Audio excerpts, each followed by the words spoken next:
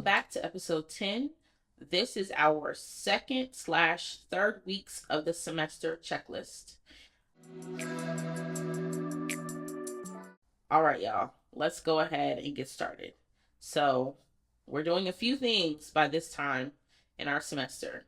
We are checking our announcements regularly on our course site, where we are checking for any assignment updates, due date updates, and we're checking our course site at least 3 times a week.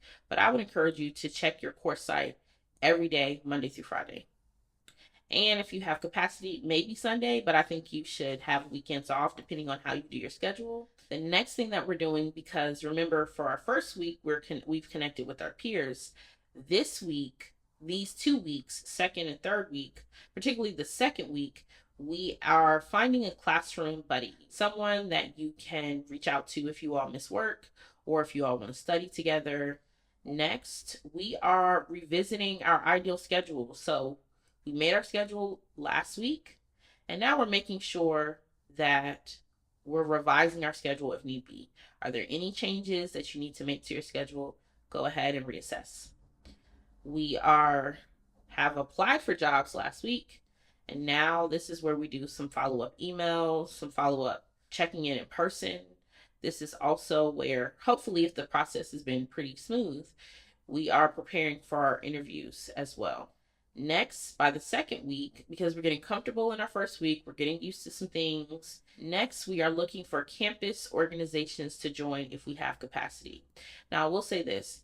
If you know that you'll be working a lot, you might not have the capacity to have membership in multiple campus organizations, because remember, we want to be balanced as much as we can. And there are multiple ways you can do that depending on your school. I would just, again, utilize your school's website and search campus organizations. Last week, we clicked through our learning management system and any associated programs. This week, if we're having any software issues where we need to reach out to IT, please do so. You want to make sure that you've worked all of that out so that you're able to comfortably complete your work and have a good time. That was week 2. Let's talk about week 3. And again, with all of these weeks, they can be interchangeable. Week 3. This is when work is picking up and a little bit more stress might be setting in. And we want to acknowledge that. So week 3, we're continuing to do our work. And now this is the point in the semester where I encourage you to find a mentor. Someone who can support you in this journey. And so who might be your mentor? Who might be in the mentor pool, if you will? So I encourage you to reach out to a professor, someone you admire in your community, a former boss if you've worked before, a high school teacher, perhaps someone who wrote your college recommendation letter or a reference, or someone who wrote a reference letter for you. And let me just pause here and say, that's if you don't already have mentors.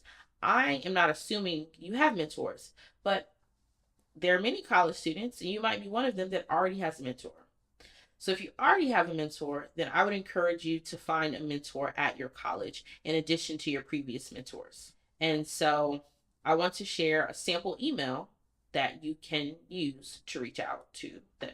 So the subject line is mentorship request, and this is what you might share. And again, these are just examples to use. You don't have to use them.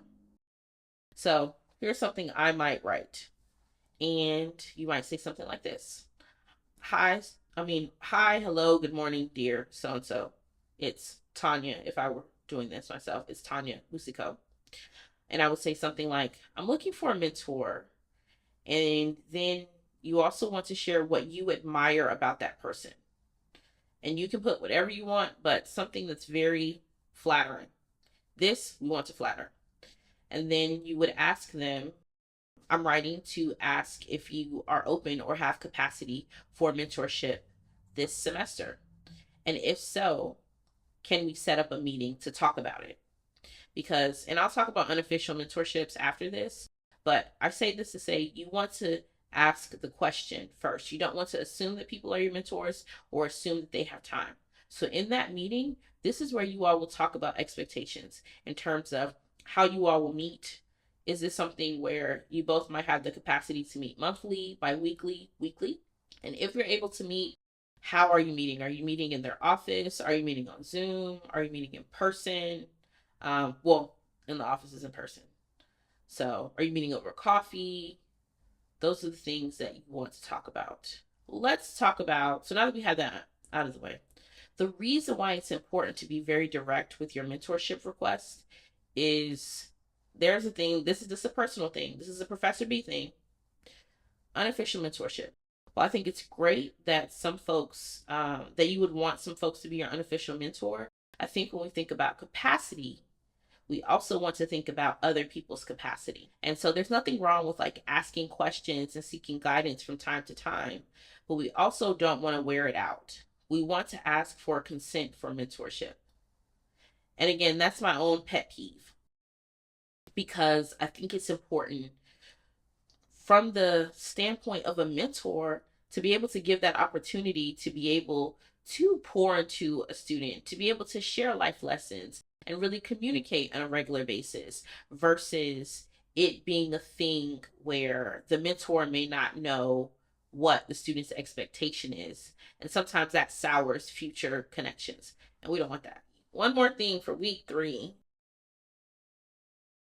you want to start brainstorming that paper and or starting to study for that test. So that's all we have for week 3. Let's go ahead to weeks 4 and 5. As we say here at Boosie Teaches, in a galaxy of learners, Boosie Teaches like soy.